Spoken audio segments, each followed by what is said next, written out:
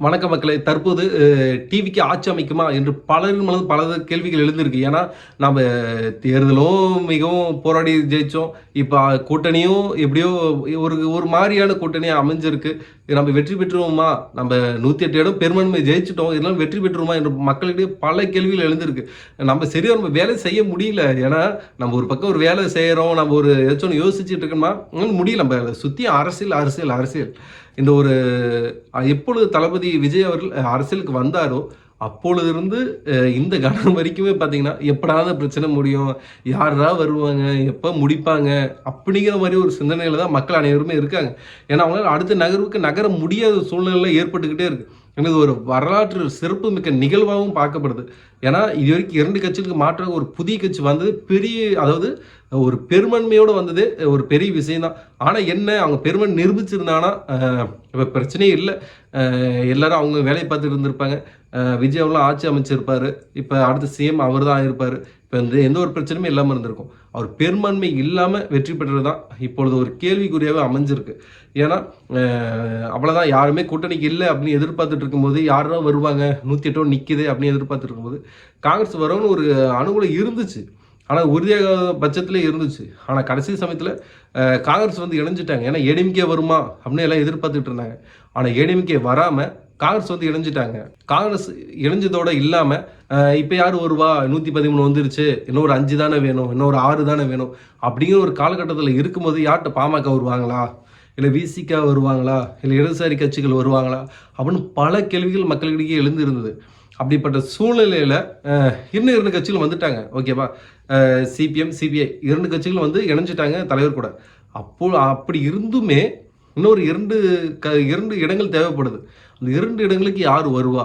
அப்படின்னு எதிர்பார்த்துட்டு இருக்கும்போது, இந்தியன் முஸ்லீம் லீக் கட்சிகள் அவங்களுக்கு ஆதரவு தெரிவிக்கிறாங்க அப்படிங்கிற போல செய்திகள் வந்துருச்சு. ஆனா, கடைசி சமயத்தில என்னாச்சு? நாங்க ஆதரவு தெரிவிக்கல. நாங்க திமுகவிலே நீடிக்கிறோம் அப்படின்னு சொல்லிட்டாங்க. திமுக கூட்டணியில நாங்க நீடிக்கிறோம் அப்படின்னு ஒரு கருத்தை முன்னெடுத்து வச்சுட்டாங்க. அப்படிங்கும்போது, இன்னொரு 2 சீட்டு தேவைப்படுற ஒரு கட்டாயத்தில டிவிக்கு கட்சி தள்ளப்பட்டுருச்சு. அப்ப யார் வருவா? அப்படின்னு எதிர்பார்த்தோம்னா விசிக உறுதியா வருவாங்க அப்படின்னு எல்லாத்துக்கும் ஒரு நம்பிக்கை இருக்கு. ஆனா எப்போ வருவாங்க? ஏன்னா, சண்டேக்குள்ள அவர் நிரூபிக்கணும். இல்லன்னா ஆளுநர் கைக்கு ஆட்சி போயிரும். ஆளுநர் கைக்கு ஆட்சி போனா டிவிகேவை விட டிஎம்கே, ஏடிஎம்கே அதில் உடன்பட மாட்டாங்கிறது என்னோட தனிப்பட்ட கருத்து. ஏன்னா, இன்னொரு அவர் ஆட்சி அமைச்சா அது மத்திய அரசோட ஆட்சியா தான் இருக்கும். அந்த ஆட்சிக்கு போகறதுக்கு தமிழக மக்களுக்கு உடன்பாடு இல்ல, தமிழக அரசியல்வாதிகளுக்கு உடன்பாடு இல்ல என்ற ஒரு கருத்து பரவிக்கிட்டு இருக்கு. அப்படிங்கும்போது அதுக்கு யாரும் ஒத்துக்க மாட்டாங்க. திருமாவளவன் சார் இருக்காருல்ல, அவரு வந்துட்டு இந்த பக்கம் வருவாரு, டிவி கூட கூட்டணி வைப்பாரு அப்படிங்கிறது தெரியும். ஆனா எப்போ வைப்பாரு? அவர் என்ன செய்யறாருன்னா ஒரு டிமாண்ட் கிரியேட் பண்றாரு. ஏன்னா, நம்ம சும்மா போயிட்டு இன்னைக்கே உடனே ஜாயின் பண்ணிட்டோம்னா அவரால் டிமாண்ட் பண்ண முடியாது. ஆனா தற்போது அவர் துணை முதலமைச்சர் பதவி கேட்கலாம். இல்ல அவர் என்ன பதவி கேட்டாலும் குடுத்து தான் ஆகணும். 2வது அவர் என்ன கேட்டாலும் செஞ்சு தான் ஆகணும். ஏன்னா, ஒரு எம்பி சீட்டோ அவர் என்ன கேட்டாலும் பண்ணி தான் ஆகணும். வேற வழி இல்லைங்க. ஏன்னா, அவர் வந்தா தான் இவங்க ஆட்சி அமைக்க முடியும். அப்படிங்கிற ஒரு நெருக்கடிக்கு தள்ளப்படுவாங்க. இவர் ஃபர்ஸ்ட்டே அறிவிச்சிருக்கலாம். இவர் ஒரு வாரத்துக்கு முன்னாடி பேச்சுவார்த்தை நடந்துச்சுன்னு நம்ம கேள்விப்பட்டோம். இவரும் இணைவாரு அப்படின்னு நினைச்சோம். ஆனா இவர் இணையல.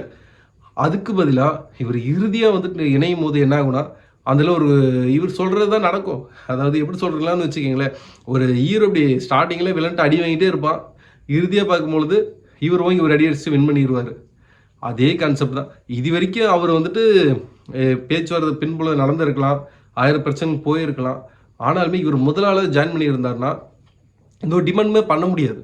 ஆனா இவர் ஃபர்ஸ்ட்டு எல்லாத்தையும் ஜாயின் பண்ண வச்சுட்டு, லாஸ்ட் அந்த 1 சீட் 2 சீட் இருக்கும்போது, படங்கள்ல பார்க்க மாதிரி தான்.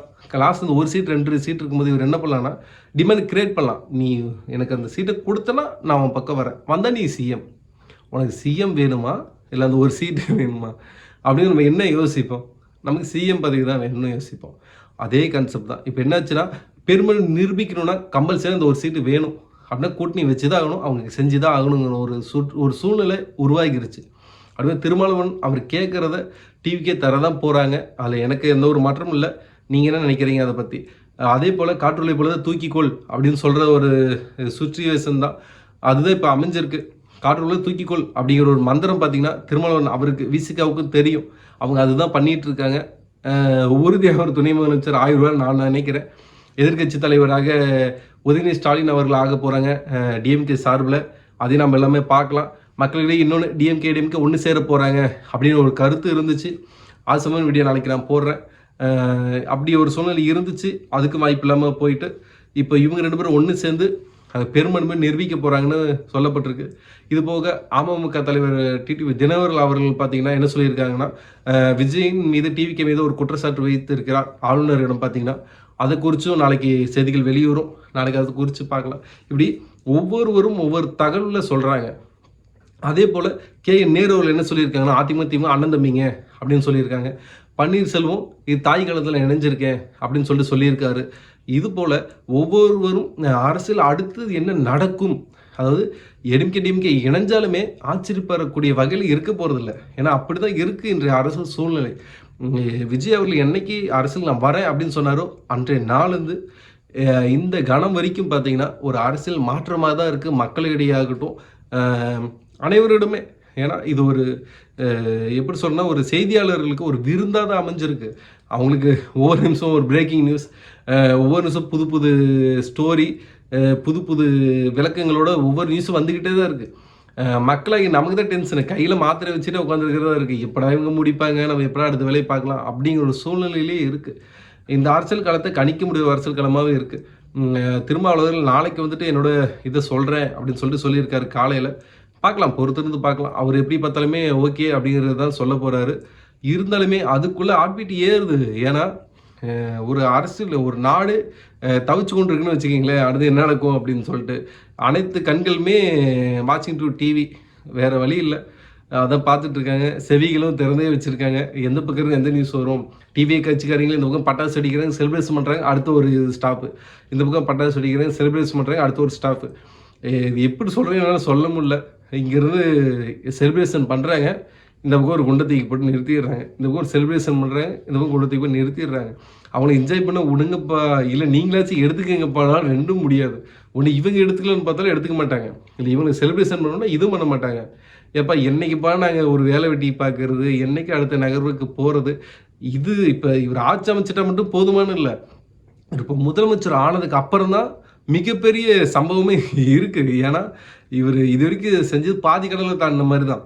இதுக்கப்புறம் தான் முழு கடல் இருக்குது. இதுக்கப்புறம் தான் பார்த்தீங்கன்னா ஆட்சி அமைச்சர் என்னென்ன திட்டங்கள் கொண்டு வரணும், என்னென்ன திட்டங்கள் அவர் சொன்னார், எது செய்வார், இலவசங்கள் தருவாரா, இல்லை இலவசங்கள் தராமல் மக்களுக்கு உண்டான அவர் வாழ்க்கை தரத்தை உயர்த்தக்கூடிய வகையில் செய்வாரா, இயற்கை வளங்களை பாதுகாப்பாரா, கூட்டணி தவறுகளை திருப்திப்படுத்துவாரா, தமிழ் மக்களை திருப்திப்படுத்தி இந்த 5 ஆண்டுகள் மட்டும் அடுத்த 5 ஆண்டுகளுக்கு என்ன செய்ய போகிறார், அவர் 5 ஆண்டுகள் ஆட்சியை தக்க வைப்பாரா, கூட்டணியில் யாரும் முறிந்து போகாத அளவுக்கு என பல கேள்விகள் இருக்குது மக்களுக்கிடையே. ஏன்னா அவர் இன்னைக்கு மட்டும் ஆட்சி அமைச்சிட்டா மட்டும் போதும், இனி வரும் காலங்கள்லேயும் எப்படி இருப்பார் அதையும் தயவு செஞ்சு நோட் பண்ணி பார்க்க வேண்டியதாக இருக்குது. அவர் என்னென்ன திட்டத்தை செயல்படுத்துவார், என்ன திட்டத்தை நிறுத்துவார், அவர்கள் இலவசத்தை தர முடியுமா, இலவசத்தை நிறுத்திட்டு மக்களுக்கு உண்டான நேர்மையான ஆட்சி, இலவசம் அற்ற ஒரு ஆட்சியை நடத்துவாரா, பல கேள்விகள் எழுந்திருக்கு. நம்ம பொறுத்திருந்து தான் பார்க்கணும். சரி, ஓகே, நெக்ஸ்ட் வீடியோ உங்களை மீட் பண்ணுறேன். கீழே கமெண்ட் பண்ணுங்கள், சேனல் சப்ஸ்கிரைப் பண்ணுங்கள். பாய், டேக் கேர். எல்லாம் பார்த்து பத்திரமா இருங்க. பாய்.